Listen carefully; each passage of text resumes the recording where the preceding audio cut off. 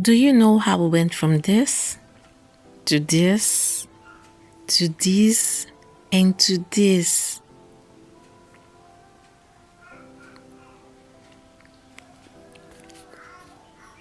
Okay, so cassava has been known to be a base food used to process into lots of meals that we eat today, ranging from the gari, which you all know, cassava flakes, to fufu, to noodles, yes, if you know, you know, to even the toothpaste in our bedroom.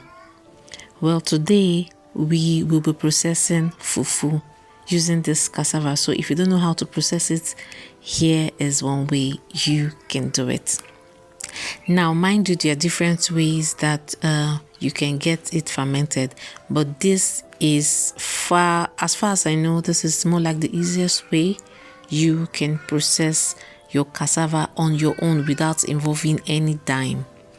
Okay, so after collecting the cassava from the farm, we came home and then we started peeling. Of course, you want to take out every external dirt, which is the peel, and every dirt that must be attached, maybe the parts which is rotten. You should have seen that when I had to cut that out. So after you finish peeling, you want to soak it. I don't know why that clip didn't show. You want to soak it into a bowl or a bucket with water. Let the water cover it, because if not, the cassava will not ferment. So we left it for say 4 days, and this is what we had. Now, for you to know if it's ready to process, you first press it. If it goes in this way, you know it is good. If it doesn't press in, you know you have to leave it for some days, say 5 days or more. So now we'll proceed to sieving it, which is me putting water inside a wider boil. Yes, and then we'll put our sieve into it. Some people use sieve cloth, but this is what is available for me. Well, this is the means I want to use, not like I don't have the sieve cloth. So if you have a sieve or you have a sieve cloth, you are good to go. So you want to put each, just like you can see here in the video. This is as far as I know, this is more like the easy way. But because the sieve is not that is really making it hard to, pass through, I had to change the sieve along the line.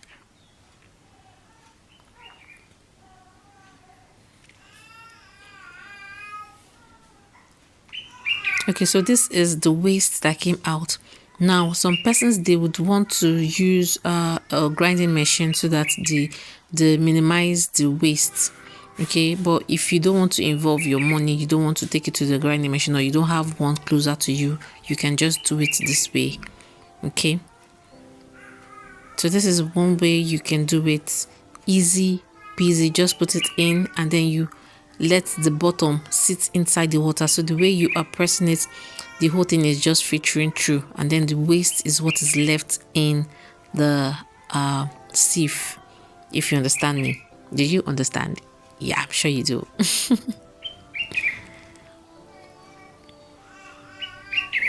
So when you press it and then it dries out, like you can see the way it is being pressed, and then there's nothing left out, you know it is good.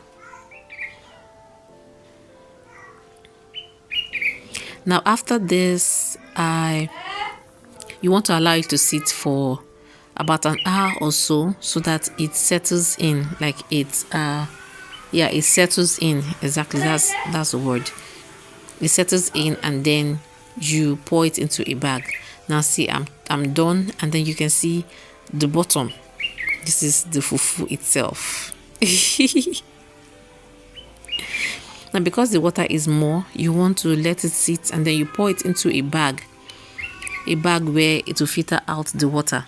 So after a while, you see the water is already dried out, and this is me trying to make fufu. Now after making sure that there are no lumps, you want to pour water into it, and you keep stirring. Don't put it on the fire yet, no, because if you put it on the fire, it forms without getting that consistency that you are supposed to have. So this is how it looks like right before we put it on the fire. Now because the consistency is quite hard, I had to just put a little water and then put it on the fire. Right. So you want to stir once in a while. Make sure your eyes is just on it so that you get what you're looking for at the end of the day. If not, if you just allow it to just stay, it burns and then it's not cooking well. So you want to take your time and then you turn it. Now, like I said earlier, there are different ways to process your fufu, but if you want it properly cooked and you don't want it to smell when you eat it, because I know that's one thing that irritates people, please just stir it on the fire. That one that they used to put in the nylon and then you just put it and then you pound, that one makes it smell a lot, if you ask me. Yes, but this one, it hardly smells when you are eating. After eating, barely anybody will know that you ate fufu. So after turning a while, I saw that it was still very hard. I had to add a little water. You can see some parts still white, which shows that it's not properly cooked. To add a little water and keep turning and turning and turning. If you don't have strength, please don't do this. So finally it was ready, and here is me packing it into different nylon.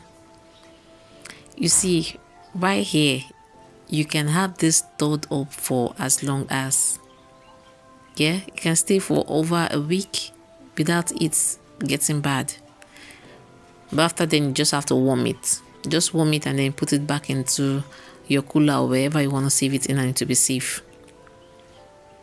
So I wrap this until I finish up wrapping everything.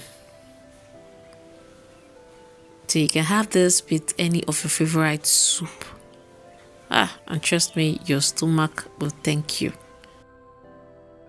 Found this helpful, please like, share, and subscribe. Love you all. Bye.